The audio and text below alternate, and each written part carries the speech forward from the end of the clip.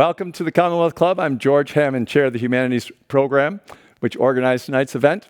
And we are going to interview Edward Frankel, mathematician, author of Love and Math. He came to the Commonwealth Club to be the moderator for Amir Alexander on his book in October, and I immediately wanted to talk more with him. So now we have even a better chance to ask him more questions about his ideas in this area. And we're going to start with Tina, or we're going to start with Pythagoras? Well, first of all, I would like to say hello. Oh, hello. To our online audience. It's so interesting. Wow. To be with you guys today. I am overwhelmed, to be completely honest. And so, give me a second to process this. And now I would like to start with something. Let's see if it works, okay? Okay, great.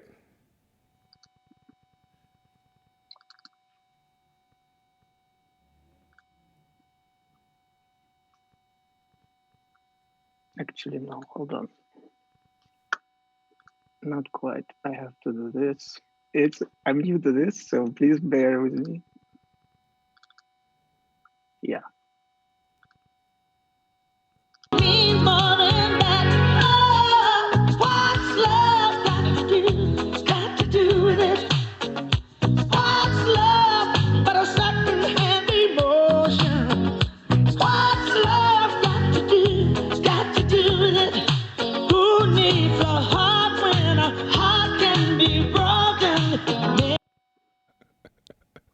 All right. All right. That worked. So just to put everybody in a proper groove. Everyone's ready for math now, right? Also to answer the question why our event is called What's Math Got to Do with It? What's math got to do with it? Exactly. And it's because tribute to the great Tina Turner. The great Tina Turner, and to your choice of title for your book, Love and Math. So what's math got to do with it? What's love got to do with it? Great start. So you have made comments in other interviews that you've had and so on about the excessive enthusiasm that some mathematicians have for abstract things. They get all excited about something like the singularity idea. We won't go into that. But if we go back to Pythagoras, he was one of the first that really got excited about math as a subject and as a way to understand reality. He got so excited, he said, all is number. All is number. So what do you think he meant by that? Okay, great. Pythagoras. Let's talk about Pythagoras because I think he's very relevant to today's events,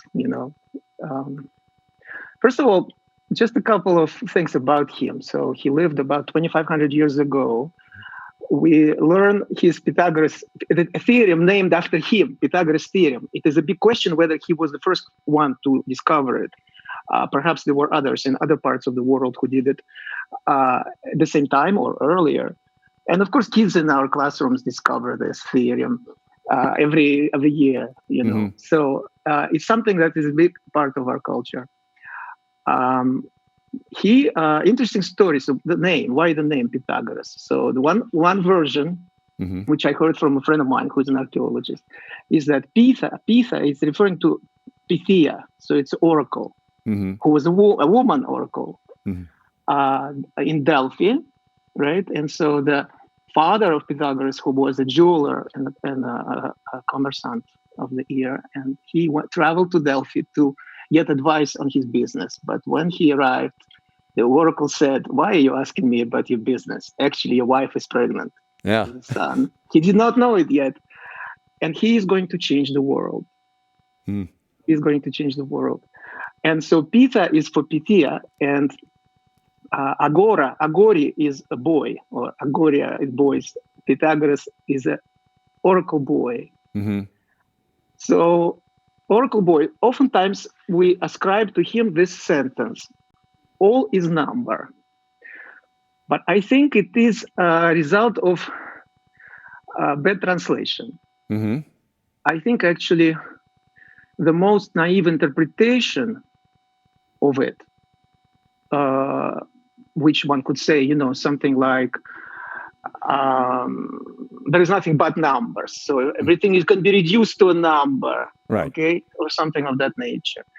I think that's too naive. And in fact, I liked another interpretation of this, which I found in a book by Kitty Ferguson. Mm-hmm. Kitty Ferguson, you interviewed her? I just interviewed her, yes, a couple of in weeks the ago. same event, which I highly recommend, by the way. Mhm. I watched it at the recording of it on YouTube. So she wrote a book about Pythagoras, which is fascinating. And the way she interprets Pythagoras' maxim is the following, that all things known have number. So for without it, nothing could be thought of or known. In other words, we assign numbers to things. We represent things by numbers. But I don't think he was saying that there is an equality, there is an equivalence between the world, reality, and so on, and numbers. I think everything else he did points to that interpretation, to a wider interpretation. He wouldn't have done all the other things he had done if that's what he meant. He was a mystic and a philosopher, and he had a secret society of Pythagoreans who were interested in very, wide, very broad questions of reality of the universe and so on. He also spoke apparently about the soul of a human. And so I think that there is a lot to learn from him and his ideas. And of course, to me, it is a sort of a straight line in some sense. Well, kind of more like a meandering line. From Pythagoras to today, to our science, technologies. Of course, this path, this journey, went through other great Greeks, Plato and Aristotle and Euclid, and later on Renaissance, of course, and then later on Descartes, Enlightenment, Industrial Revolution, science, technology, and here we are, sheltered in place, talking to each other through Zoom, through YouTube, which are governed by algorithms, by computer programs, numbers. How interesting, huh? Yes. What a journey. What a journey. And so I feel like maybe it's a good time to reflect on how did it work out? How did it work out? How did that go, Pythagoras? It's very interesting you mentioned he's a secret society. He had a secret society. He was also politically active. And the secretness was very interesting to me because this secret, what he kept secret was the fact that he was using reason to figure things out. And that he had to keep that secret because reason was really disruptive. This is like the disruptive technology to use reason. And that you'd get in trouble if you went against the grain of how society was organized in that fundamental a way. So I find it interesting that what you had to do was hide your scientific research or your interest in that kind of thing.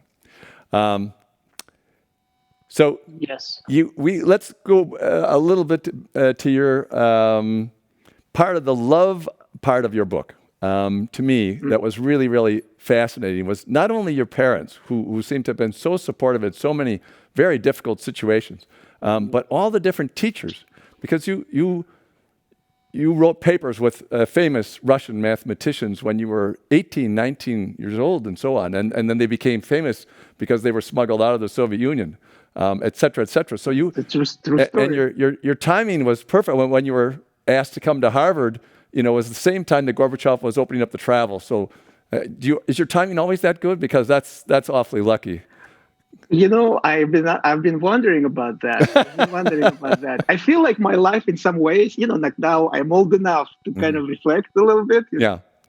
And especially nowadays, because, being at home and kind of like gives a little more time for silence and for introspection and reflection. I'm fascinated by how many times my life was going in parallel with sort of the world, the universe at large.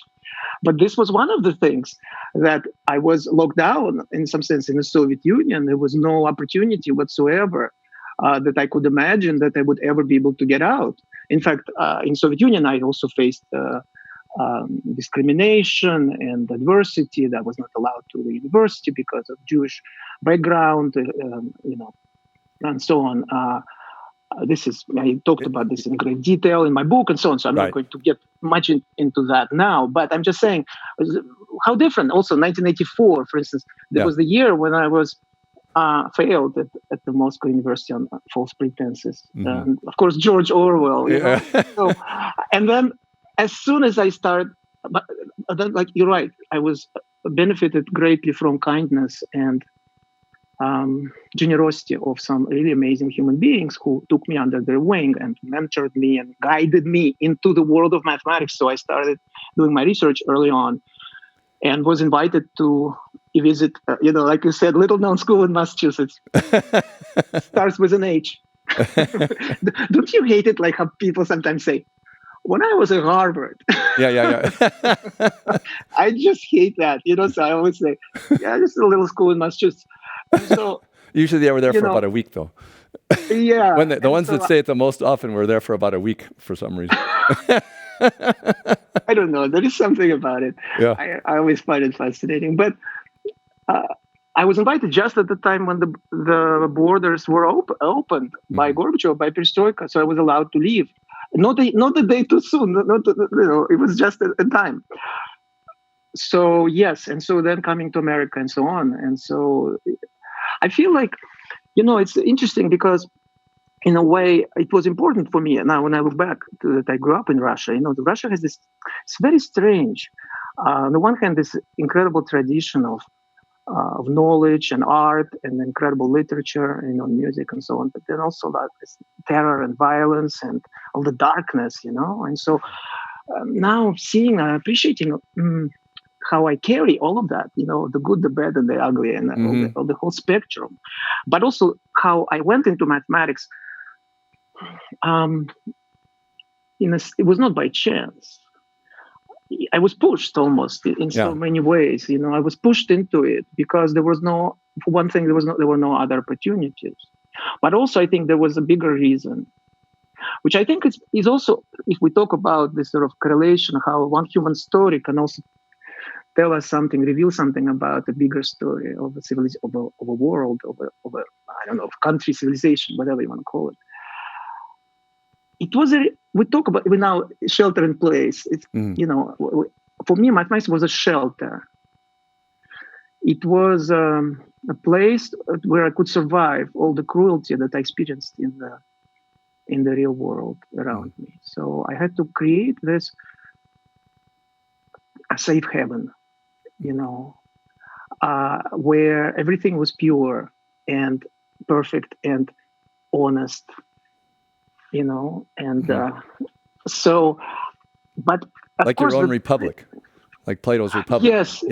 And I think it was necessary to survive. So, I don't want to sound too, pathetic, but I think I'm not sure I would have survived if I did not have this place. So it was really essential, and I think in some ways for us as a Western world, in the Western world, scientific revolution played a kind of a similar role. So I'm talking about Descartes, 16th century, early 16th century, when this idea came through that there are the certain things which all of us share, which it doesn't matter whether you are rich or poor. 2 + 2 is 4.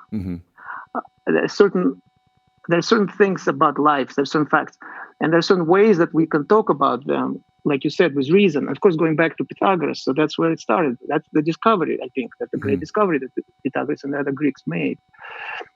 So shelter, it kind of creates this shelter, this idea, this illusion perhaps of this safe place, a safe haven, where you can then develop more fully than in a more oppressive system. You see what I mean? Yeah, absolutely. But eventually you have to come out.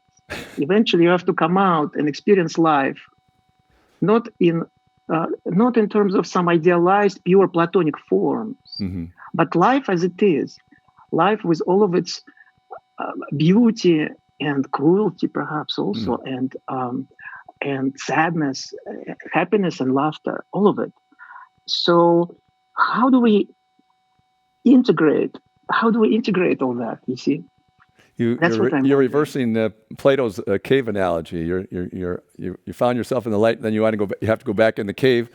How do you bring the light back into the cave so that the shadows are clear? It's more like coming out of the cave, I would still Uh-huh. say. I mean, of course, all of this is like these are all analogies. It's Yeah, yeah. very hard to verbalize.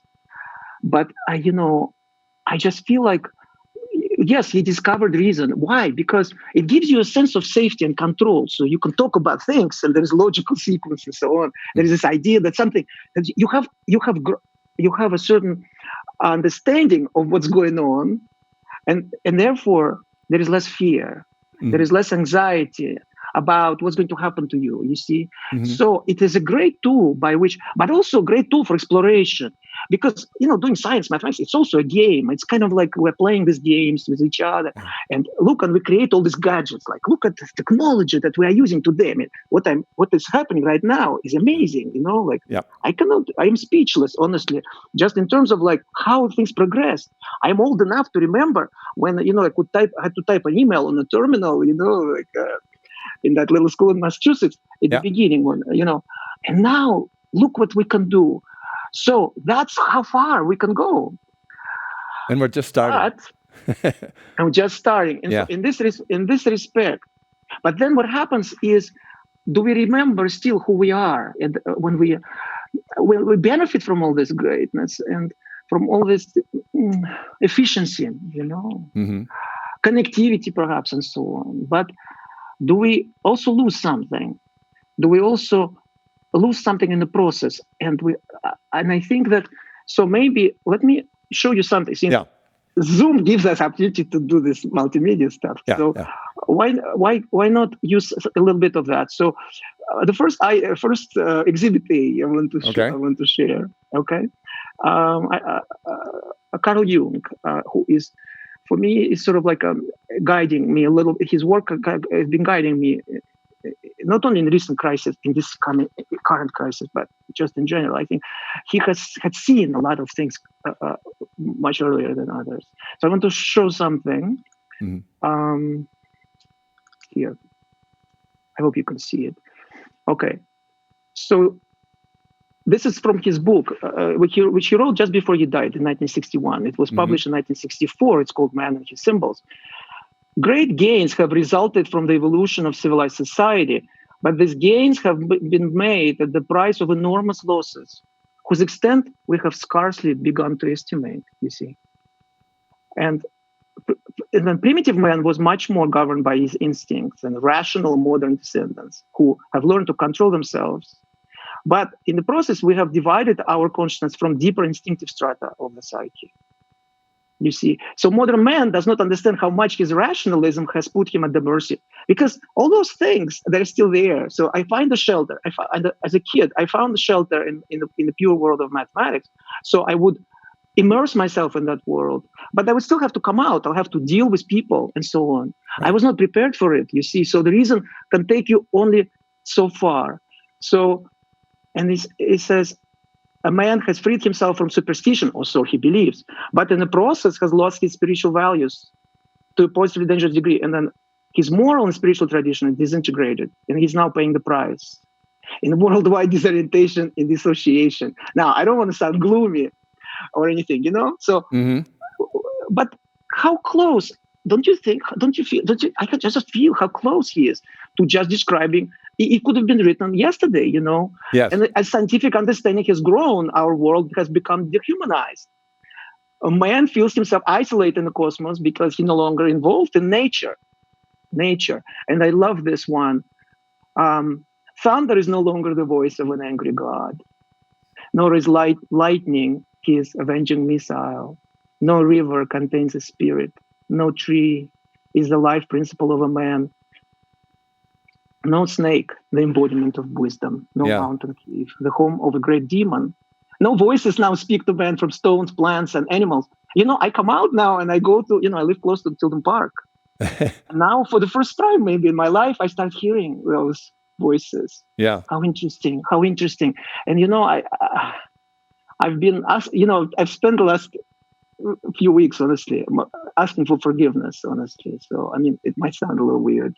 So I realize, I don't want to go all, like new age on people here, but it's true. I find myself realizing how much I neglected this world out there, these little flowers, these birds, and the birds are now going crazy. I mean, they're just flying around. I never seen this many birds before, and so contact with nature is, if it's gone, then profound emotional energy, says Jung, is gone. And then finally, our intellect has created a new world that dominates nature and has populated it with monstrous machines. The latter are so indubitably useful that we cannot see even a possibility of getting rid of them or our subservience to them. Man is bound to follow the adventurous promptings of his scientific and inventive mind, which is great, by the way. So Pythagoras is an oracle boy. So what do boys do? They play. So they create these gadgets and they show it to each other. And they have a competition, challenge each other, which is great. But at the same time, his genius then shows the uncanny tendency to invent things that become more and more dangerous because they represent better and better means for wholesale suicide. Now, he spoke about this when the big danger seemed to be a possible World War III, so Yeah. confrontation between Soviet Union and the United States, but which I think is a useful analogy. That the world lived under this sort of threat. So how did they deal with it? And then suddenly it was lifted, and that was the day when I was allowed to come to the United States. So, and so this is one thing I wanted to share, and I want to know also your thoughts on this, George, because I know that you have thought about these issues as well. Yeah, let's. I look at it from a slightly more optimistic point of view, and that's I get a little optimism just from the fact that people have been willing to cooperate, not 100%, of course, with that we want to prevent a certain number of deaths, and we're willing to sacrifice our economy to some extent for that. Now, it's only 100 years ago, and certainly in ancient times when you built the pyramids and the Great Wall of China, there was no concern as to how many lives were going to be sacrificed to build those things. It was tens of thousands of people who died in the process, at least. And even building the Brooklyn Bridge 150 years ago and so on, people would die until we spent more time, more money as we got richer. And one of the things people don't think about, I think, is that as our economy and we get richer, we have more leniency to be protective of other people's lives. So I think we're not totally dehumanized by this process. But I do think that, like any idea, when it gets started, it really overwhelms people. And I think the idea that is overwhelming people right now is materialism. We're so good at it, and for the last 100 years have been so good at it, that of course every human being on the planet wants what has been created in Europe and in America and in Japan, and then now it's in Asia, everywhere in the last 30 years. It's amazing how much it's been done. And of course, there's a cost to all those things. But I think that will run its course as soon as people, the vast majority that is, are out of survival mode of thinking. Humanity has been in survival mode of thinking for a long time. You mentioned how math is one of the escapes from that because people in that mode behave cruelly often, etc. I would say the world, I perceive the world as being cruel to me. So that's why I found the world of mathematics as a refuge. Yeah. You see. So, in other words, I'm not saying that necessarily mathematics causes cruelty. On the contrary, it kind of is perceived as a safety net. Right.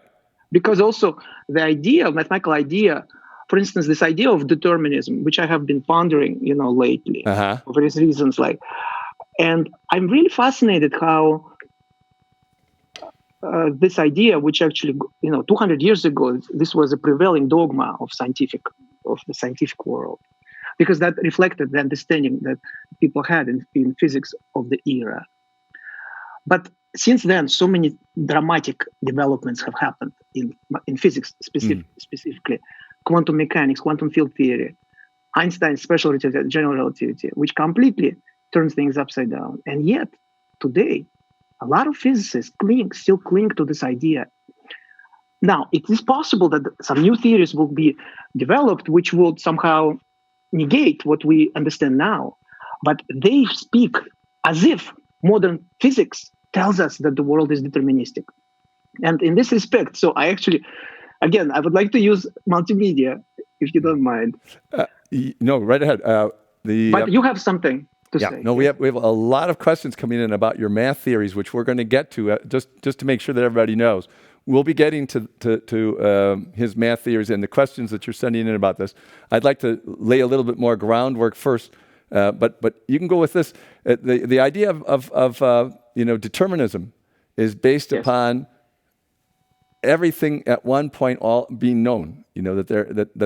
Yes. And you've written about this and why there are questions about that. And I certainly have the same questions. I'm not concerned. It seems like the framework is a physical framework is deterministic, but as you quote Roger Penrose, is the mental world deterministic, and is our small individual determinations in our area also deterministic? It seems to be completely open. But go ahead. Right. So I'm going to show you this quote, which expresses the sort of state of the art or state of the science 200 years ago. This is from a great mathematician, one of the greatest. We use Laplace transform all the time in mathematics. Here's Simon Laplace, 1814. An intellect which would know all forces set in motion and all position of all particles, so to speak, that intellect would be, if it had enough capacity to analyze data, would be able to predict and see into the future and the past and see it unfold. I'm reparaphrasing. You can read it by yourself. Before his or her eyes, you see that intellect. So that was the position at the time. But this has been now thoroughly debunked by quantum mechanics. Right. And for the following reason. Now, let me actually now use another tool at my disposal. I want to write some formulas just to show you that I'm a mathematician, so this is like, otherwise people will be like, who's this guy, So I have to allow something in my, okay. Anyway, let's see. Is it going to work or not? I hope so.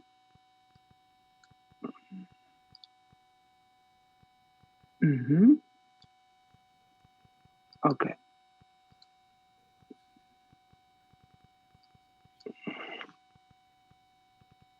Yes. Please bear with me. Just a second. Okay.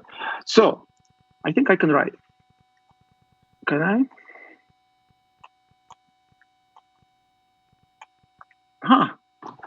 That's weird. We see the pen on the screen. You do see the pen. I see the pen and then the cursor. Okay, maybe now.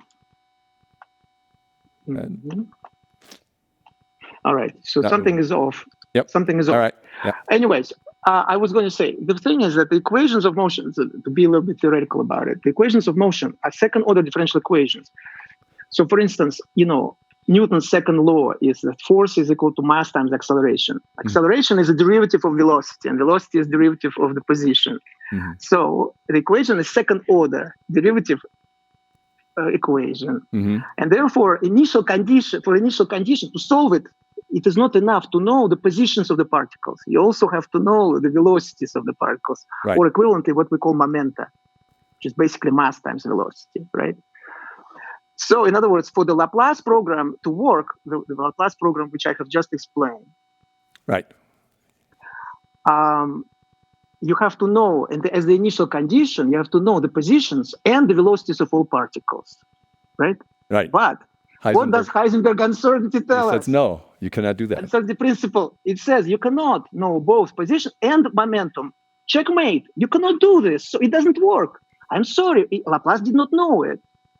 But now we know it. So why somebody like Brian Greene, for example, whom I greatly admire and respect, why is he saying that it is possible. So it is beyond me. And not only him, Carlo Rovelli is a great guy also and a great popularizer, a great scientist, but also great popularizer of physics. In fact, in their books, Brian Greene and Carlo Rovelli explain these points better than anyone. And yet, when they talk about this subject of determinism, here's what they say. Yeah, hold on. I'm going to show you so that it's not... Not taken in accurately. Yes. Can you see it? Yes. You and I are both just big collections of particles, and those particles are fully governed by the ironclad laws of physics. Every action you take, every decision you make, every thought that you have is nothing but your particles moving from this configuration to that configuration, and that move is fully governed by mathematics. The feeling of making a choice, the feeling of freedom, the feeling of intentionality, that's real. The causal influence of what you do is certainly real. You are part of the causal chain of how things evolve from here to there if you are involved in that process. But you are not the ultimate author of that process. That process has been set in motion a long time ago, and your particles are merely carrying out their quantum mechanical marching orders, and you are a vehicle that allows that to happen. You and I are both just big collections of particles. Brian was here just a month or so ago, or maybe 2 months now, to speak on his new book. And I'd like to throw a wrench into that as well, an even bigger wrench, because I think that marching orders. I'm sorry, George. I just yeah. want to say, you and I mean, what kind of audacity and arrogance does one need to say, present it as if this is the mainstream view of science when he himself works on quantum physics, and he's one of the greatest scientists, mathematicians, physicists of today, who does produce great research. When during the day, he puts ahead of a physicist, and he knows that Heisenberg uncertainty principle cannot allow you to have both positions and momentum to know them at the same time. And yet in the evening, he then gives an interview to a popular magazine, and he says this: you and I are both a collection of particles which move according to mathematical laws. There are no such laws which can possibly predict how these collections move, even if you and I were collections of particles. You see what I mean? Do you find it ironic that he grew up with freedom in America, and you grew up under an authoritarian thing, and he wants authoritarianism and you want freedom? But determinism, but why do people want? So this is what why do people want that? Point. Why? And I can answer because Good. I am him. I am Brian Greene in that way. I was like that. I wanted to be sure that there is some determinism, that there is some, that I have control over my life, because there are some mathematical equations which describe, because I am just a collection of particles, right, which, by the way, negates all my emotions, my feelings, and so on, because particles obviously don't feel. So then I don't have to feel pain. I don't have to suffer. Right. You see? So how nice, huh? But also I feel so good because I am a mathematician. So my ego is very pleased that I can go and talk to people who are not familiar with this mathematical with this subject, especially because of atrocious state of our education in mathematics, and go and make these pronouncements. Because I know this, I have mastered this, I have understood this. Yeah. How great, I feel like a master of the universe. So at some point, we have to stop this. We are misleading the public. We are misleading people who they are not familiar. And Brian Greene is one of the greatest popularizers of science ever. Right. So it's a shame that he would promote this kind of ideas. He could say, this is my view, this is my opinion. I think that it is like that. Now, there are people even in quantum physics. There is a work by Gerhard Hooft, who is a very famous physicist, who is trying to restore determinism in quantum mechanics. And I'm not saying that it's wrong, but first of all, it's not mainstream. It is not considered as so. It is your idea, yes, but don't pretend that this is how things are, how we understand it today in science. If we go back to Heisenberg for just a second with his uncertainty principle, one of the things I found interesting about that is to go back to ancient Greece for just a second. The atomic theory is based upon the idea that something should be discrete. If we have a discrete world, I wanted to get into this before because you talk about group mathematics, that there's groups of integers and that's discrete, and then there are other groups like with Riemann surfaces and so on that are continuums. And so we have both mathematical continuums and we have mathematical discreteness. And I find that fascinating as a key in looking into what our whole life is like. what the universe is like, because I think Yes. the idea of a continuum is something that we don't think about enough when we think about time and other things. But to go back to Heisenberg for a second, it seems to me that what the theory, the atomic theory, which had no evidence for it whatsoever, it was just a thought experiment, is that because of all the discreteness, we must have discrete particles that cannot be divisible. And so they must be indestructible. Now, if you think about what would be indestructible in something, it would not be able to have any parts. If it had a part, then you could speed it up and it would fall apart, right? So if something has no parts, you can't have internal motion, which is temperature. You can't add it up. So when we take anything, we look at it. Another big question I have is about observation. When we observe things, we change the universe. That's another part of quantum mechanics in a way. But what do we observe? Yes. We observe by bouncing small things off of a larger thing, basically. We observe each other by bouncing millions and millions of photons off of each other and then seeing the detail. If I could only bounce something as big as myself off of you, I'd get almost no information, right? And so when we're looking at these very, very small things that are at Planck's constant size, we're using the fundamental particles or something very tiny to bounce off something else that's very tiny. It's not going to give us much information. As a matter of fact, what it does is, as you said, you can either know one or the other. So it seems to me that what happens is that your motive, the momentum, cannot become internalized as temperature. So it's either spin or it's forward momentum. So you can't know either the location or that. So it kind of tells us we're Exactly. So getting close. nature puts limits. Right. What we can know, you see. And the point is that they are tiny. So first of all, this is already a very interesting abstraction to say that something is a sum of its parts. To say, for instance, that a human being, so first of all, identify a human being with a body. That's the first assumption. Second assumption is that the body is just a collection of atoms, and each atom is, it's chopping things into pieces, right? So kind of like breaking them asunder. But there is something about the totality also, which is being lost. It's like saying, my steak, it is just a bunch of words in the menu. It's a bunch of letters. It's a bunch of ink that was put. But first of all, it's your abstraction. It's the way you're describing things. It's the way you're representing things. That's what we talked about earlier. I think Pythagoras never said all is number.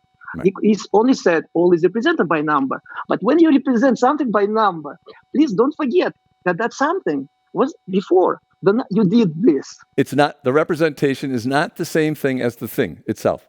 It's right. One of the ideas I wanted to talk about, a mathematical idea that everybody can get to can understand before we get to the other mathematical ideas, is the one-dimensional, two-dimensional, three-dimensional, that concept for a second.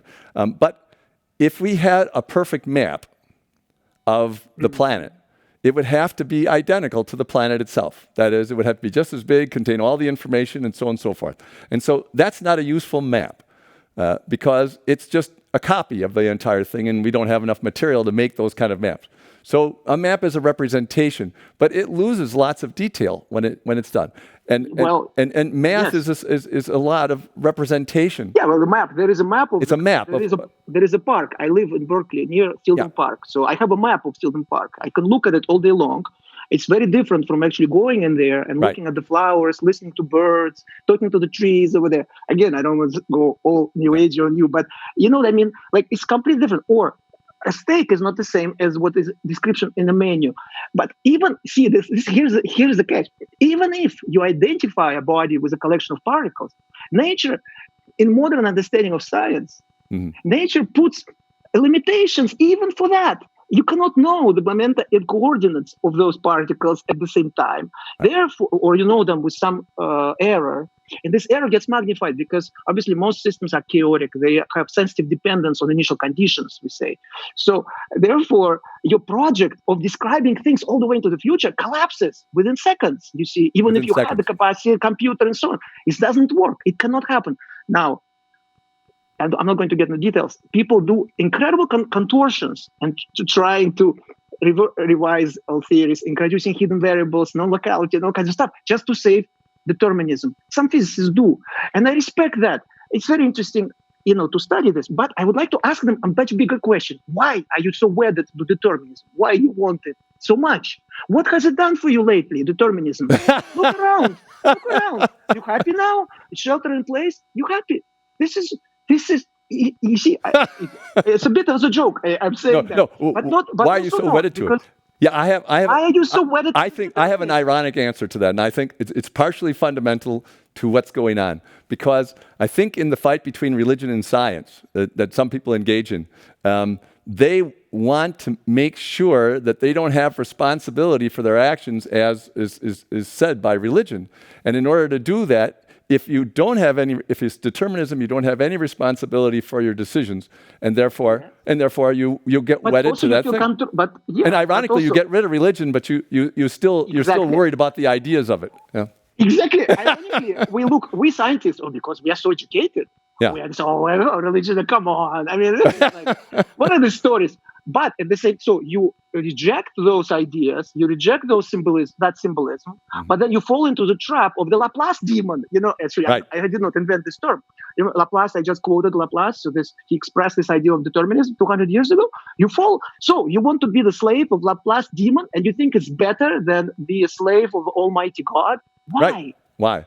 I have the same but also, question. why are you misleading people about this? This is what bothers me the most. I have the same question about dark matter, because nobody sees it. It's 97% of what's out there, and we can't see it, we can't find it, but we know it's there because of based of certain assumptions that we have. It doesn't seem any different than God to me in the sense that you're making an assumption, but there's some mathematics behind it. But there's other explanations for the same phenomenon that lead to that conclusion. But you have a lot of fans that want to get to your thing. So I want to talk about, just to make one thing clear, because it's used all the time.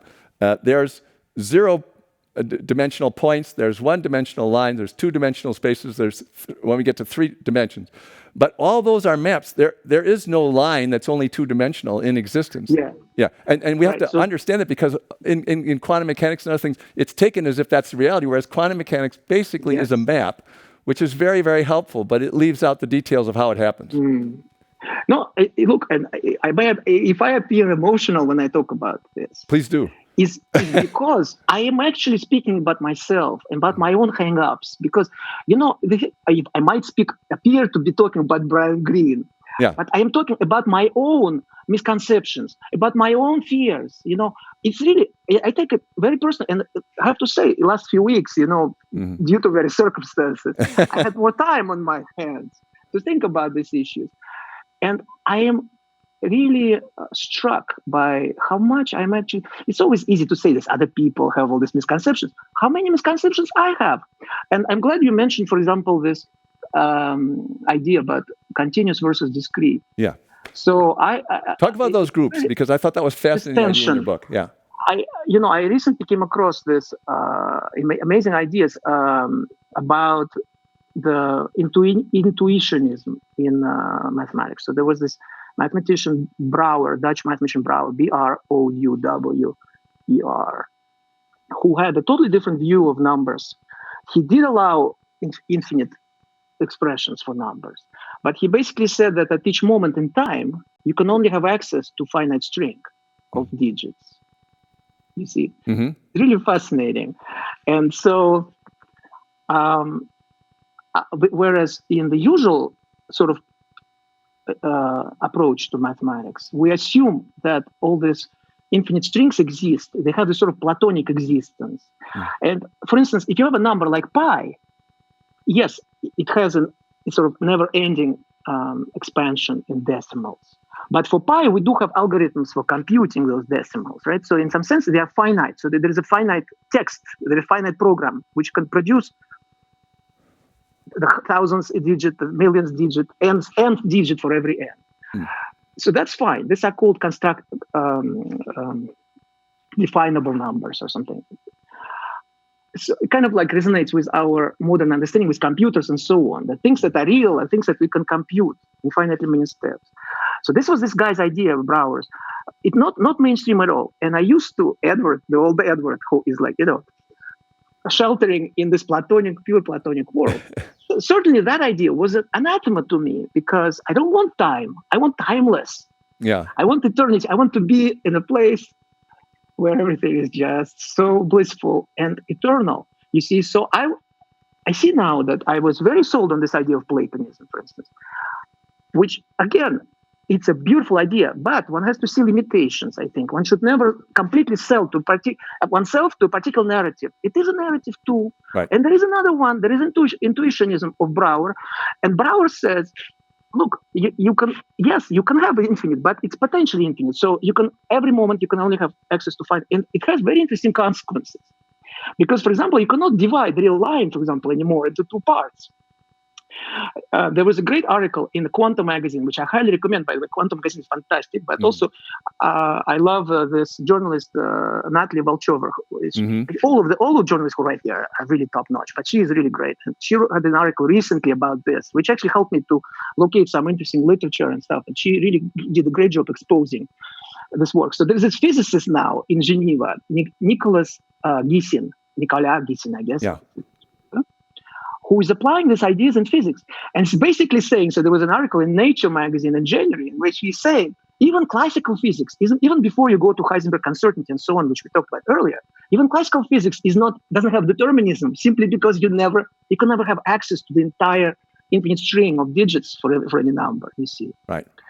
And so for instance, if you cut, for example, you have a number 0.0.9999999, right?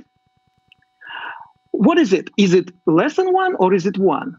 So from the point of view of intuitionism, we don't know. It's neither. So by the way, which means that there is no law of excluded middle. You can have a statement that is not true and its opposite or its negation is not true. Right.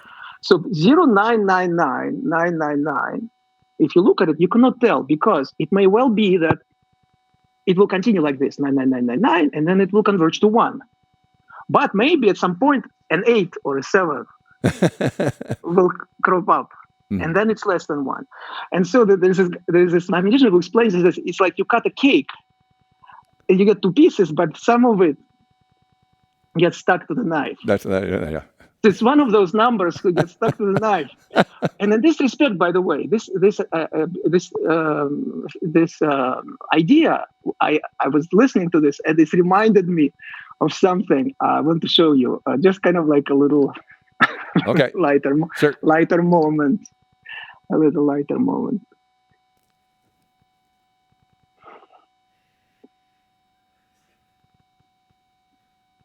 Will computers ever be able to work out what 999999999999999999999 multiplied by 9999999? Yo, I am finished. You don't know what I was going to say.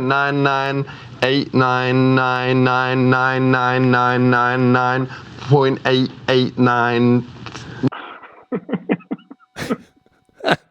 So this was, of course, Sacha Baron Cohen. I think you got everybody there on the couch. Sacha Baron Cohen, I love you. He discovered intuitionism as Ali G. You know, he's more known perhaps to American audience because of his character Borat. But Ali G, the Ali G show is classic, and 999. And so, but apparently this is serious stuff. You know, so there is another way to treat numbers altogether, which is much more sort of real world oriented, you see. So that, to me, is one of the illustrations of that tension between continuous and discrete. And also like seeing how I, for instance, Edward Frenkel, how I used to take a lot of things for granted. For example, I was very sold on this idea, as I mentioned, like Platonic. So there are all these numbers, they exist in this domain. Now, it may be so. I don't know. I like the ring of it, you know, especially, and it goes back to Plato and Pythagoras. So obviously it's connected to our conversation. But it's not the only way to think about it. It's not the only way, as it turns out. And maybe for some purposes it is useful. And of course it is useful because it's a very elegant sort of edifice of mathematics and so on. But also I find these ideas of Brouwer and this knife cutting and like a little chocolate, 9999, a little cake is stuck to the knife. I find this appealing too. So we have to kind of like allow all of those narratives in some sense to come in, and as long as they're rigorous mathematically, you know. You mentioned in another article something that you always are surprised when someone comes up to you after a lecture that you give or something, and they say to you, "I believe in reason too." And you in your book or in the article, I think, said anybody who says I believe in reason is not paying attention, because you don't believe in reason. You know, reason is not there. And that, I've said something very similar. You said you don't believe in reason, you rely on it. You use it as a tool, but it's not there to be believed in. And it's not an alternative faith, because it's not a faith at all, basically. Yes. And it can run amok. It can run amok. Our rationality, unchecked, can run amok, and to the point because we can forget then other things, the other sides. So, in other words, it doesn't have to be this one theory which fit for all. It works for this, but for something else will work. You know, and it's so tempting. I am the first one to admit it. It's so tempting to try to find this theory of everything. That I was reading Gregory Chaitin. He's a very smart guy, a mathematician. I was reading his article the other day, and he's saying, Pythagoras' idea is God is mathematician. Mm-hmm. Okay, well, it's a bit of an exaggeration. I think Pythagoras was way more sophisticated than we make ourselves think these days. And it says, and now a new version, neo-Pythagoreanism is God is a computer programmer. Right. So you see, but what do these 2 points of view have in common? Because of course you hear a lot people say, "Oh, we live in a computer simulation or something. The world is just a program," and so on. Why? Because it's familiar. Because we have these gadgets, because also a lot of us we just look like this all the time. And so of course it feels like we are computers, because that's our lifestyle, right? So it makes sense because it's familiar. So today it's familiar this, therefore immediate temptation. Oh, so everything is this. It's like an 11-year-old who learned trigonometry. Of course, he's going to go around and say the whole world is trigonometry. Look, there's a circle. Look, it's a triangle. And it's all governed by trigonometry. But it doesn't have to be governed by one thing. Right. So that's the thing. How do I embody this finally in my life? I'm talking about myself in some sense here. I'm not saying, oh, these uneducated people. And it's not like, I used to give these lectures, honestly, and I would go in front of the audience and I'd be like, I have to explain to these poor people who don't know mathematics. I have to explain. No, in some ways now I see it's a different process, like what's happening right now. That I am learning right now about myself as much as hopefully somebody else is learning about mathematics, And so I find myself, it's very tempting to find a theory which explains everything, be it a mathematical theory or be it something in economics or in politics. And then there is this urge to fight for it and say, this is right and this is wrong and you are wrong, because then it becomes part of my livelihood, part of my sort of energetic makeup, that I derive pleasure and euphoria from these arguments and from this. And okay, so to some point, up to some extent, it's fun. It's interesting to have those arguments and those, discussions. But look how far it can take us. It seems to me that we are, again, just learning science, and there's a scientific attitude which should say every time you hear a theory which is a better explanation or more reasonable explanation than what you knew before, you say, oh, that's great, I really like that. And you immediately switch the way you think about something. But that is really not how people behave, because you've based part of your life on assumptions which you now have to throw away. And we're used to believing in things like a religious approach, and people do it in science. And I'm going to make I want to get back to where we are, but before we do that, I'd like to ask a few of the questions that people are asking as we're going along here so that they can get their questions answered. The first one that came in was from Cecilia Dimino. She said, I hear Edward say that the math they teach in schools today is outdated. As someone who has access to an understanding of mathematics beyond typical people, what is one advanced math concept he'd like to see being regularly taught in high school classrooms? Oh, yes. Well, for instance, symmetry groups, and which, by the way, is symmetry groups. I have to plug my book at some point. Yeah. So this is as good a moment as any. It's the first couple of chapters of my book. Symmetry groups. It is such a beautiful idea. It's so simple. So I actually went at some point to school in New York, Spire Legacy School, and I talked to 7-year-old, I think it was 8-year-olds and 11-year-olds, and I talked about this. symmetry groups, and you can explain this with Rubik Cube. I wrote an article at some point in LA Times about this. So if somebody's interested, so our time is limited. So, but I have some thoughts about this. You can find it on my website. Okay, great. Now I'm plugging my Perfect. website. Symmetry groups, and I'd say that wasn't very clear when I read it. I understood it. That's a good sign that you're making yourself clear. Thank you. So, question 2 from my current professors seem to have lost interest in the subject, so I feel forced into self-study, but I don't have any guidance on where to start. As a fourth-year undergrad, any pointers on their current professors? Switch professors, maybe. No, but now, of course, now there are amazing books available, popular books for mathematics. 10 years ago, even, there weren't so many, but in the last 10 years, there have been quite a few. I mean, for instance, Steven Strogatz has a few books. Mario Livio has a new book coming out about Galileo, but he has one about equation cannot be solved. I think it's called. There's another one about golden ratio and so on. So, and actually, if you just go to Amazon and you look for, you take one of those books, and Amazon will give you recommendations, and then you follow recommendations. So these algorithms, look how useful they can be for us. For instance, in terms of discovering interesting books or interesting films. That's what I would suggest. I mean, of course, I'm kind of I wouldn't want to plug my book again, but like, okay, so that's not a bad place to start if you want to learn a little bit about. And then the way you go, my suggestion, and this is how I used to study. You find some concept which you find interesting. You Google it. You find books which are described. For instance, I mentioned symmetry groups. Just Google symmetry groups. And I should mention also there is this amazing YouTube channel, which my guess is probably half of the viewers of this program would know about, at least half, maybe more, called Numberphile. And so Numberphile has amazing videos about all kinds of interesting concepts in mathematics. I have done a few, but they have hundreds fascinating videos. And these are the entry points. So don't stop at this video, but explore more. See what resonates with you, what makes you excited, that you get goosebumps, it's like, wow, this is exciting. Follow that. Find a book about this. Find more information. That's how you do it. It reminds me of the stories in your book before the internet and all that. You were in Moscow, and you had that same excitement. And then whenever you got excited about something, you would go out and find lots and lots of books in the library and so on. Jump fences to get there. It's great stories. Great stories. Next question is from Krishna Bapana. Can you explain the shift from viewing physical observables as an abelian group of function or random variables to an algebra of operators on a Hilbert space? You want me to repeat that?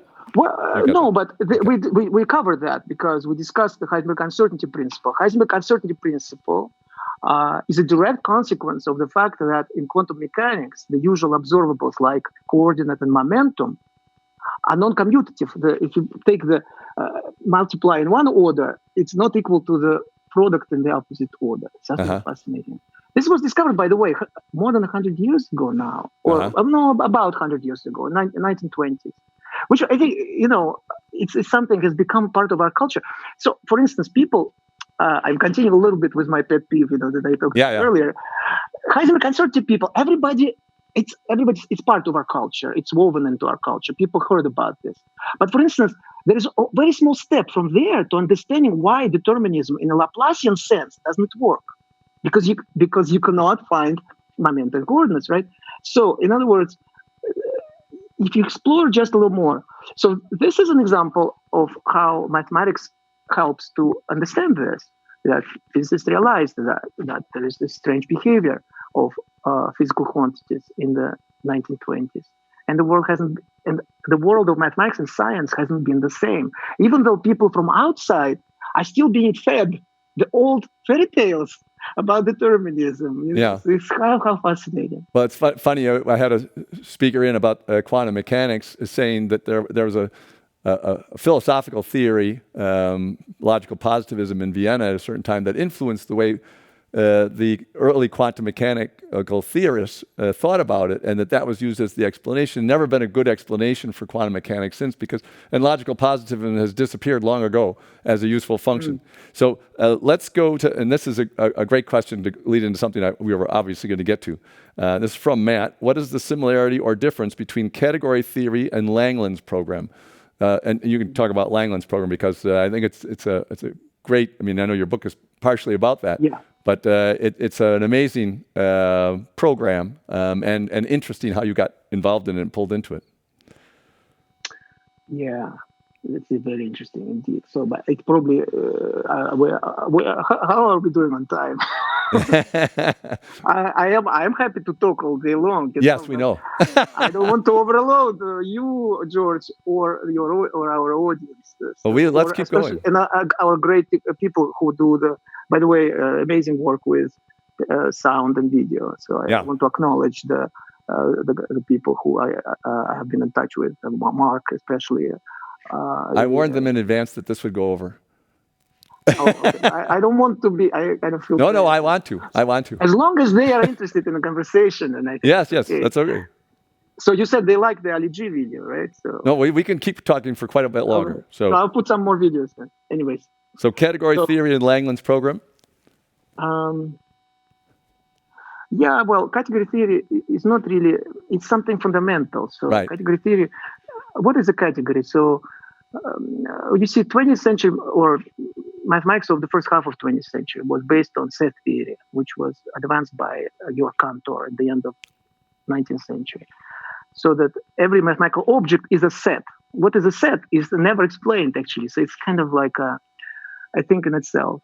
But intuitively, it is a collection of some objects. So for instance, the set of people who are watching this program right now, that's a set. And the mathematics was tailored to that, so that every textbook in mathematics, even today, starts with the words that you want to describe some object, like it could be a group or a vector space. So what is it? It is a set which also has such and such properties or such and such structure. However, in the second half of 20th century, gradually mathematics starts shifting to category theory. And the reason for that is the following, that the set is something by its very nature, the way it is utilized, is something static. So that the elements of the set, they kind of don't talk to each other. They kind of separate from each other, distinct from each other. But a category is kind of like a set, but in addition, they also talk to each other. Elements talk to each other. So that in a category, you have objects which are like elements of a set, but you also have what are called morphisms or maps between them, so that there are kind of arrows between them. So these little objects, they start talking to each other. And it turns out to be incredibly useful, this concept. And one of the people who recognized this early on and also started applying it systematically in mathematics, specifically in algebraic geometry, was a great French mathematician, Alexandre Grothendieck, who I highly, if you don't know who he is, I highly recommend, I'm speaking to the audience, highly recommend that you Google his name and find out more about him. He's one of the giants of mathematics of the 20th century. So because of Grothendieck, but also many others, it has now become, category theory has become like a staple of mathematics, the way set theory was in the middle of 20th century. So it is now penetrated everywhere. So it's everywhere. So you cannot really escape it in some sense. Now, the Langland's program is a much more narrow field in some sense. So it is a very particular set of ideas about some very particular subfields of mathematics and about connections between them. Specifically, it started out with the work of Robert Langlands in the late 1960s, so over 50 years ago, connecting some difficult problems in number theory to some topics in some problems in what's called harmonic analysis. By the way, harmonic analysis, so number theory is clear. It's like numbers and equations with, for example, with whole numbers as coefficients, algebraic equations, things like that.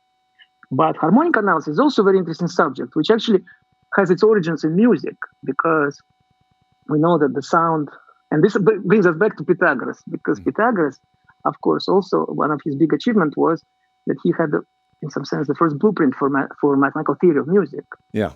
Right. Maybe for another conversation, but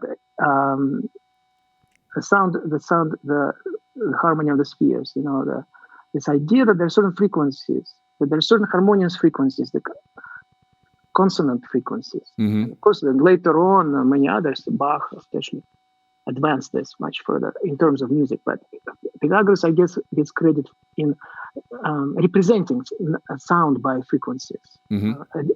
But you cannot represent a whole sound. You represent a sound, general sound, as a composition of notes, right? So if you have a symphony, an orchestra is playing at any moment, there are several notes being played. So there is this idea of breaking the sound into the notes. Now, of course, I'm not saying that. It's also very interesting, I think, here to see the analogy. I'm not saying that a symphony is the same as a collection of notes. Mm-hmm. Same way as I think it is wrong to say that the human being is a collection of particles, for instance. Right.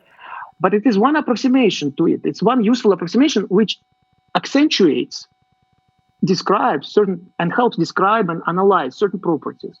So this is where mathematics is very useful. For instance, that you are you describe the sound of a symphony as a composition, as a combination of sounds of different instruments, and each of those sounds is a note which corresponds to a particular frequency. Mm-hmm. And that's a very useful analysis. It's called harmonic analysis because they are called harmonics, those sounds. So, but as long as you remember that this mathematical formula that you come up with in the end when you decompose is not the same as the process of experiencing that music. Right.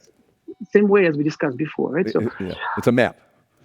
it's a map. It is a map of the territory, but not the territory. Okay, so now Langland's program, go back to the question, connects harmonic analysis in this sense, but in a much more general setting than music, but more general functions, and number theory. That's where it originated 50 years ago. But since that time, this idea has penetrated into other areas of mathematics, such as geometry, and even to quantum physics. So my work has been on that, in those areas. And so I think in that respect, looking at why I got interested in this, I like the idea of unification. I like this idea of bringing together things which seem to be far apart.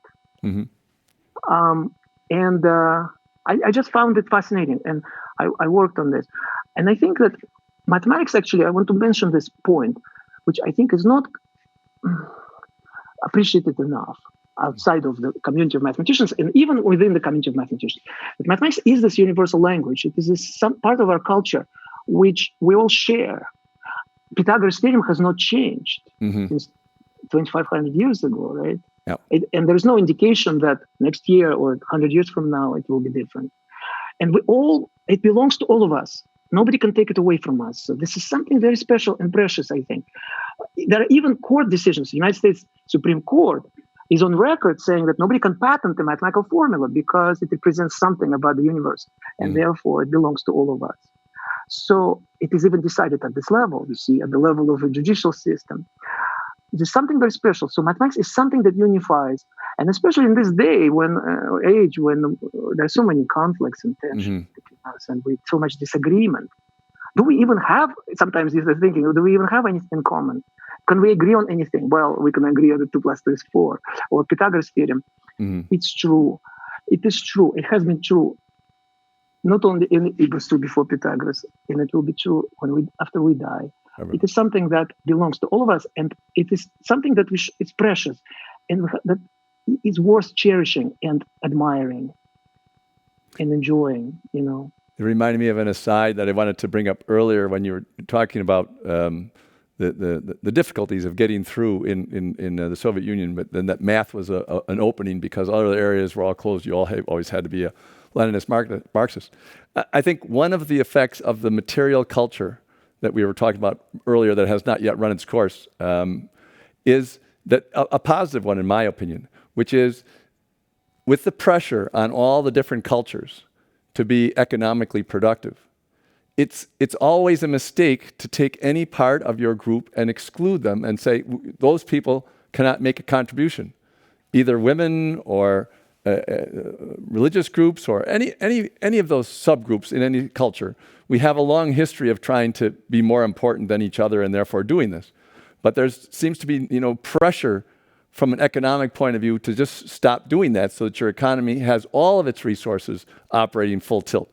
But there's a couple more short questions, and then I want to go into a totally different field about mathematical physics, something that you were interested in. As you said in your book, you started in physics, and then you got into math. And there's some interesting ideas we can get into for at least a little while. But one question that was asked from Sheldon was, could you comment on John Conway's passing? Oh, yes. So you just wanted you to mention that? I would like to acknowledge, yes, a great mathematician, John Conway, who died about a week ago in Princeton. And according to the reports, the cause was the coronavirus. Coronavirus. Yeah. He was 82. Great man. I didn't know him that well, but I did meet him a couple of times. I admired him sort of from a distance, and it's not exactly my field, but connected. He was very unique in his mathematics, but also the way he carried himself, his panache, his It was always fun to watch and observe and to listen to and to read his books and so on. Yeah, so he'll be missed definitely. All right, and here's a difficult question before we get to the big question that we're going to go into for the final portion. What is your comment on the current stage situation in the Yang-Mills mass gap problem, and which path towards understanding it seems more interesting in your view? This comes from Hossein Hashami. A very good question. Unfortunately, I'm not an expert in this subject. I'm sorry to say. It's fascinating, and it's a $1 million problem, by the way, from the Clay Institute. So, but I don't know enough to make make a prediction on that. Okay. Make any prediction. So the big question from Jeff Nelson is, why is math so very good at explaining the physical world? What's the deeper connection, which of course is what your book is all about. And I wanted to use that to move into some other big questions, just to give context for everybody. As we've said a couple of times, we've only been doing this for 2,500 years. Now, that seems like a long time. But it has not been a straightforward path. And a lot of people don't realize how new some of the concepts are, and even that they may not last. So one of the things that I wanted to talk about was the concept of forces. There's been a lot of work mathematically and otherwise to try to unite the forces. Electromagnetism has been united. There's the nuclear strong force, the nuclear weak force, and then there's gravity. And there's a lot of attempt to mathematically unite those. But I found it interesting to sit back and say, why are we using this concept force? Why it's part of Newton's ideas, yes, and it's a good way to find a pattern in what's going on. But all of the different forces are, from a conceptual point of view, the momentum of certain particles in a certain way affecting the momentum of other particles. So there's an underlying concept from a physical, conceptual point of view. One of my analogies is, because math is so good at proving things, but I don't think it's always the best way to move forward conceptually. My analogy is pi. You bring a pi, and everybody talks about pi sometimes. Now, what if you just didn't know the concept of pi? And you worked with cones, and you worked with cylinders, and you worked with circles and spheres. And you kept coming across a relationship that was something like 3.2, and then something like 3.14. And you kept trying to make a better and better approximation of the number, which is how we do it now with computer programs. And you got a longer and longer number as to what this relationship is, but you never conceptually thought this is the relationship between the diameter and the circumference of a circle, right? You didn't know that. You didn't see that pattern. You were only doing it from a mathematical point of view. And so, to me, you can come at it from math, you can come at it from the concepts themselves. So, my point on the forces thing is, we're looking at forces that we see at work, but there's the force of water going downstream, for example. There's the force of wind. There's the motion of other particles affecting other particles all the time. And is it better to step back and trying to unite these things and say, these are different subsets of how the motions of particular kinds of particles which behave a certain kind of way are going to affect the structure of matter in how we perceive it, how we do it. So that was one idea I wanted to throw out. And so as you come at it more from a mathematical point of view, and I come at it more from the clear conceptual reasoning behind it, the Pythagorean, straightforward philosophical ideas. And it seems to me that there are several other areas like that, just like this idea about the map that we talked about, to be able to distinguish between a map and the reality, and to say there are no points that are zero-dimensional in reality. It's a very good map to use for all kinds of purposes, but we're not going to get the accurate answer about reality if we use zero dimensions. Well, I feel like I'm hearing you. I think I'm hearing what you're saying. So for me, it's been sort of very interesting time now because I am kind of I mentioned this earlier that I'm realizing something now, which and I've been in this field for so many years. I thought I took so many things for granted somehow. Mm. I took for granted this Platonic idea of mathematics and that this is the right way. Mm. It was implicit, so maybe I would say sometimes, okay, well, it's not. I'm not completely sure, but actually, I was sure, Mm-hmm. And now I'm seeing that there are other options, there are other possibilities for still rigorous mathematical, not just some kind of hand waving, as we say, but for intuitionism, for me, is a discovery, and I'm like, why did I not think about this before? But of course, I know why, because it does not give quite as much solace and as much comfort as a shelter. Mm-hmm. From this Right. point of view that we talked about earlier, as a Platonic idealism in mathematics. You see, maybe now I'm more receptive for various reasons to these ideas, and I see now their power and their very interesting, original, Mm. And so, but what does it mean to me? It means that maybe it's time has come to stop for me to reject outright ideas and to really understand that I know nothing. I really, it's such a hard thing to say, even. Let Socrates. alone to live it. Yes, Socrates. And you know how The only thing I know is that I don't know anything. How did that work out for him? Yeah, exactly. Yeah, don't do that, Edward. Oh. We don't want hemlock in your future. But I think this is where we are really putting our finger on the sensitive button, Mm-hmm. because this is where we are. Mm-hmm. I don't want to make any dramatic pronouncements, but I'm going to make one. Go ahead. We are in the situation that we are at now, I think, to a large extent, because of that attitude. And it's not just attitude of some people, some other people, uneducated. It's me, Edward. It's my attitude has been that I know something. I'm sure of it. And I'm going to live and I'm going to do things pretending that it is the truth. Right. But is it the truth? Or can I actually at least acknowledge that I don't know? Mm-hmm. Mm-hmm. So I think that if I learn to acknowledge that I don't know, that maybe there is another way to think about it and so on, and accept that plurality, maybe that's when things can change. But while I'm clinging to my understanding, so-called knowledge, so-called understanding, I'm stuck. Yeah. At least so, you can learn all kinds of things, but you're in a cul-de-sac in a way. You yes, can't see outside. Cul-de-sac. Yeah. But also, I like the word. Had to throw a little French in there.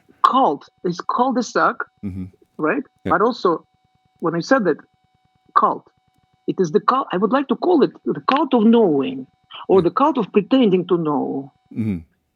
I am a member of this cult. I'm not pretending otherwise. I am a member, but I would like to sound like a dissenter. I would like to liberate myself from it.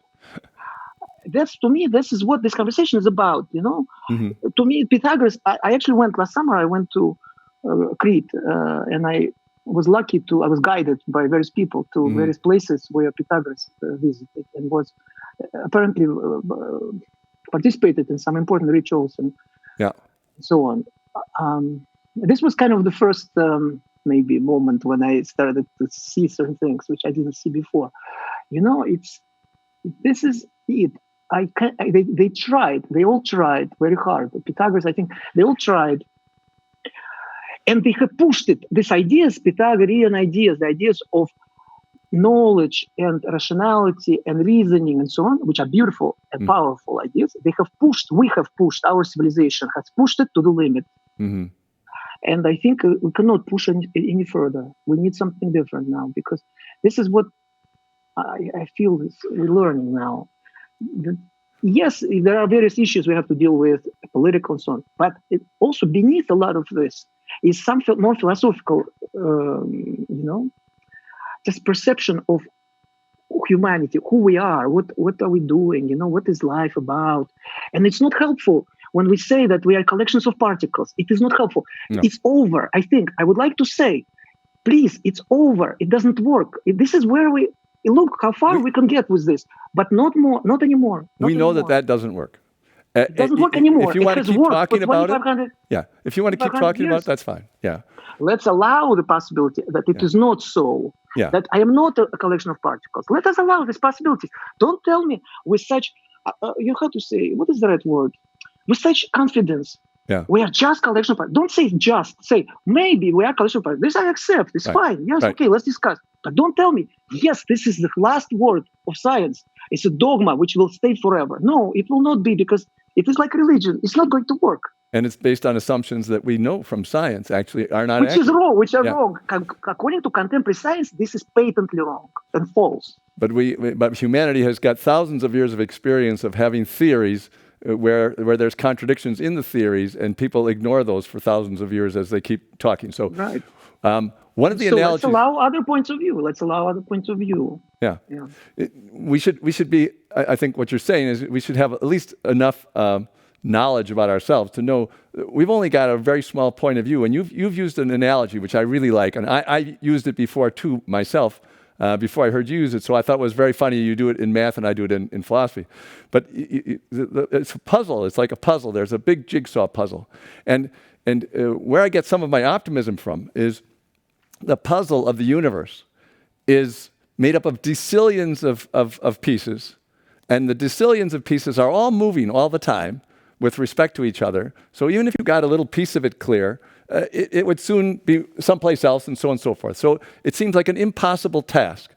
But there's another puzzle, and that puzzle is a map, like a map. And then to me, that puzzle is all the things that don't change, all of the principles, like the law of gravity and so on. So we might not have the law of gravity exactly right, but we know that there's something like that doesn't change in the way that matter operates.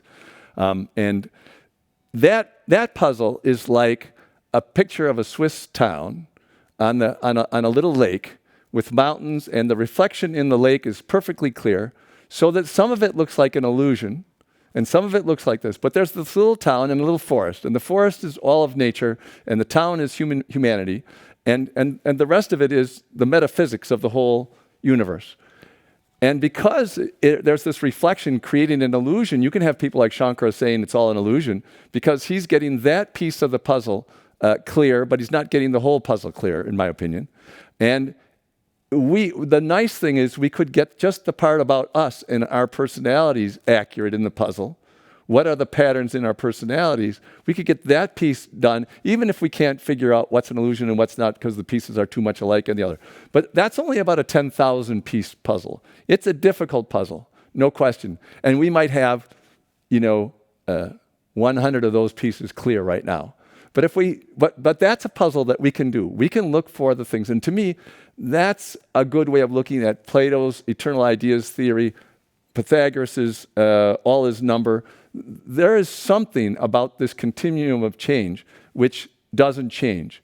And that's what we should pay attention to. Those are the principles we should pay attention to, because that's going to make the rest of the picture look as clear as we can get it. We'll never know the details. And that's where I think, again, your statement about this, what Brian Greene says. And I met Brian back in Utah in 2003, absolutely delightful. Man, very, very nice guy. He's a genius. I mean, I love him. I admire, because his books are the best source to learn why these ideas have been debunked, actually. Yeah. So it makes it doubly ironic. But to talk about the puzzle you talked about, you just mentioned, let me do a little experiment. Let me show you something. But for that, it is important that you see what's going on here. And it's not yet. I'm not sure that the universe will allow. We're a little bit out of sync, of course, right. I don't know if the universe will allow us to do this. It shows. And it's a live stream. So the live stream is about 30 seconds behind what we're doing. So this is called the Droste effect. The scientific term for it is the Droste effect. You see? So now I'm going to stop this because otherwise the universe might actually explode. You see, so we don't know. But this is a source of a lot of confusion, I think. Yes. This is a source of a lot of misunderstanding. What we call in mathematics self-referential loop. Uh-huh. You see, and so when you start seeing reflections and you start believing that these reflections are not you. Yeah. Hmm? Yeah. So, and there are infinitely many of them. This goes as far as you want. And then you start fighting them, those phantoms, those mirror images of yourself. You start fighting them. And the more angry you look at them, the more angry they look back at you.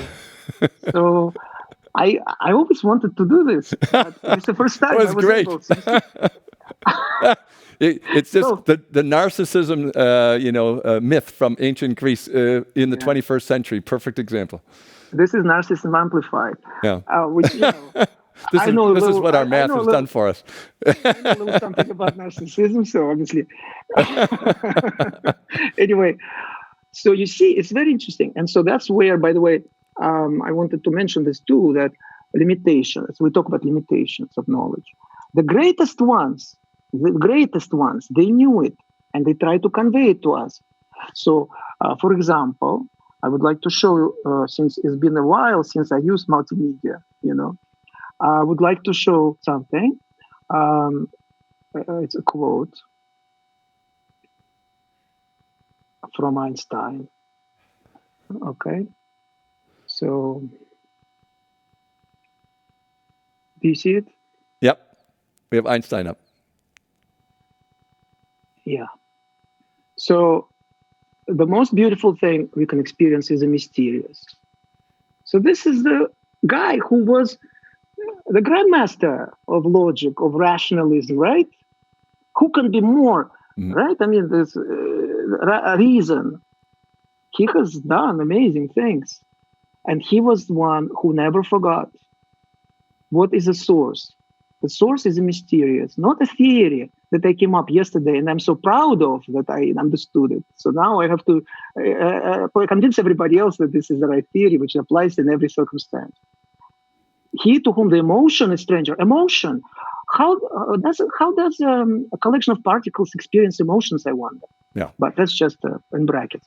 He to whom the emotion is stranger, who can no longer pause to wonder and stand wrapped in awe, is as good as dead. His eyes are closed, you see? So that's what he said. And that's one thing.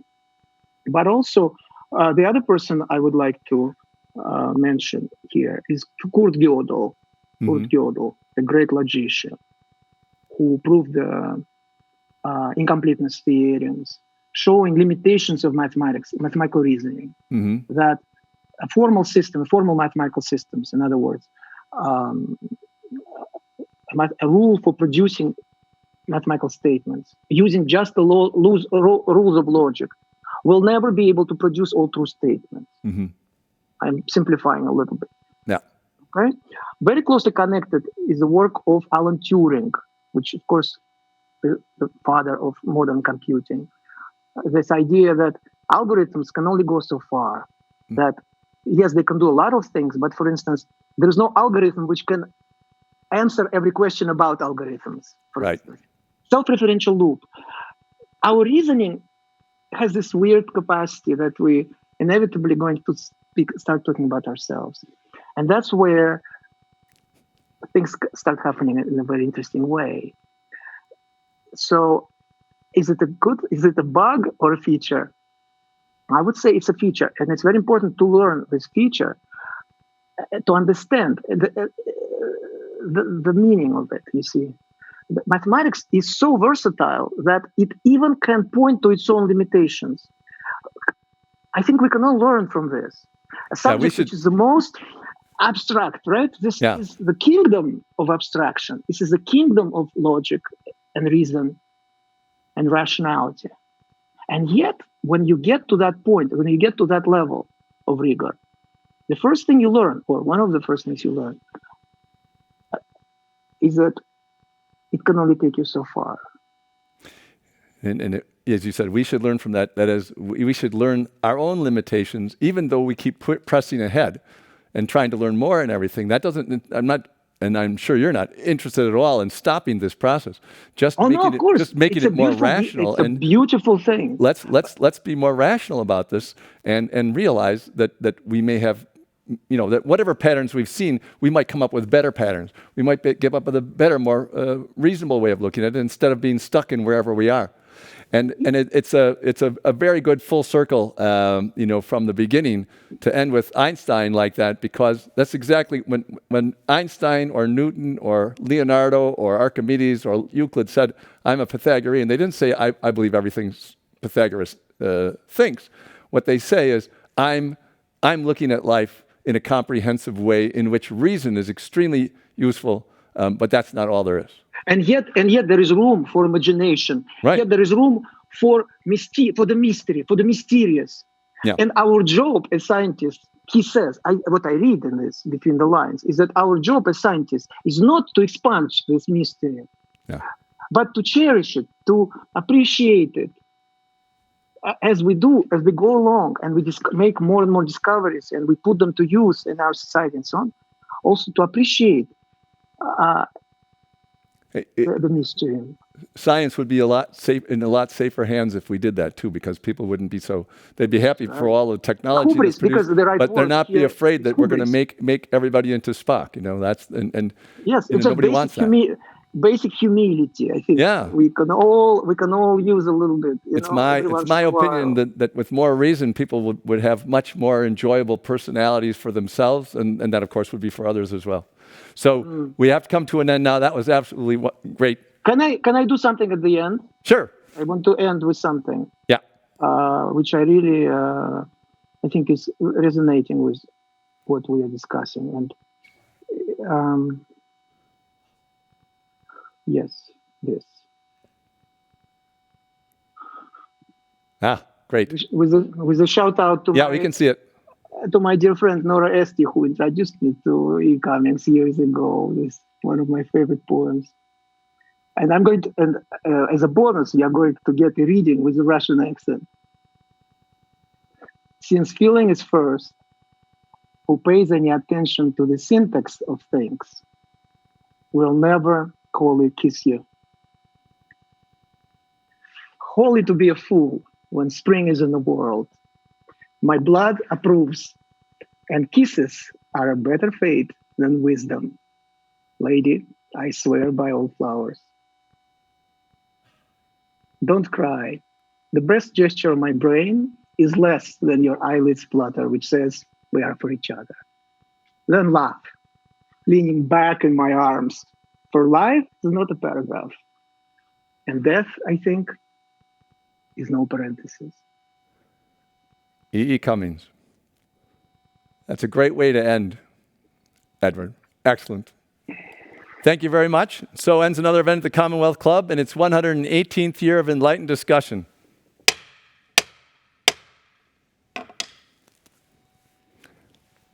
That was fantastic.